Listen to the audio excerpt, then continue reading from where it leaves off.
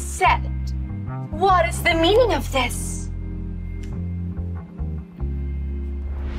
Ooh.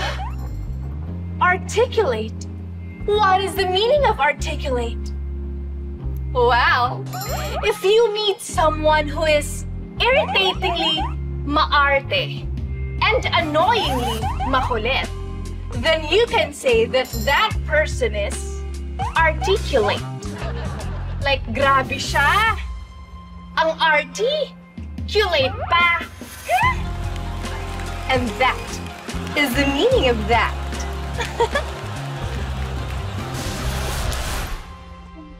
Nagigilos! Hold up to! Nagigilos! Tuka! Hold up to!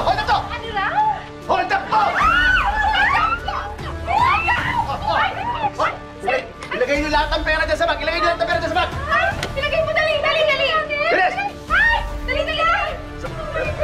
Ilagay niyo lang yan! Ano ba naman yan? Hello, Han! Oh, nasaan ka? Dali, sis. Tingin akong pambili dahil mag-grocery kami na anak mo. Ay, oo, sandali lang. Steady lang kayo dyan. Ha? Steady daw, sis. Hindi kayo sinasabi ako na steady lang. Gumalaw lang kayo. Tuloy niyan, dali. Oo. Aba, siya, natutuloy ko talaga. Kaya nga hiningi ko yung pera mo, di ba? Han, sandali. Hindi ikaw yung kausap ko, okay? Hindi ikaw yung kausap ko.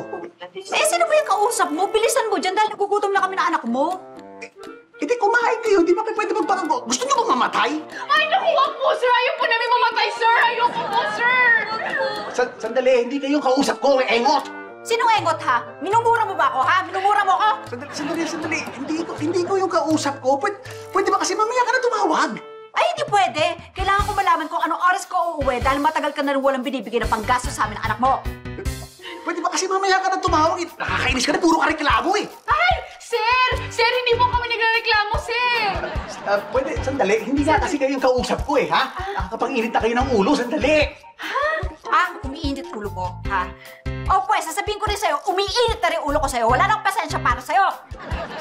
Han, sandali. Hindi nga kasi kayo yung kausap ko, ha? Alam mo, ikaw, pwede, relax ka lang. Medyo nakakaubos ka na kasi ng pasensya eh. Pwede... Ibaba mo yung baril mo!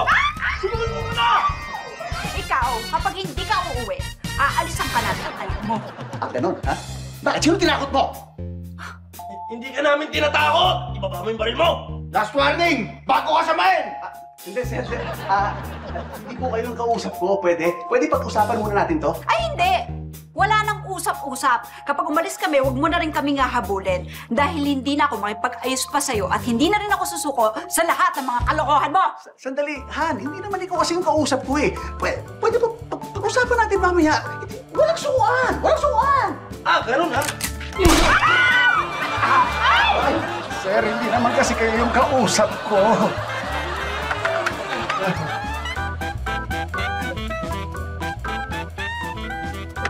Hello? Ano? Susuko ka na? Sorry po, ma'am. Hindi po siya sumuko eh. Nabaril na ho namin.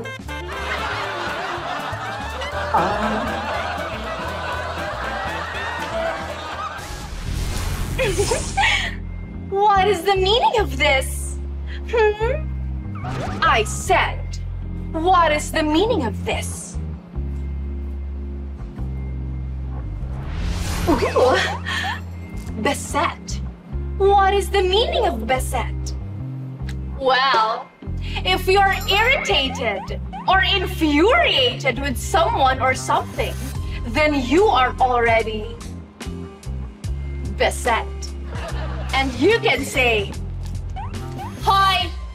Beset na ako with you, ah! And that is the meaning of that.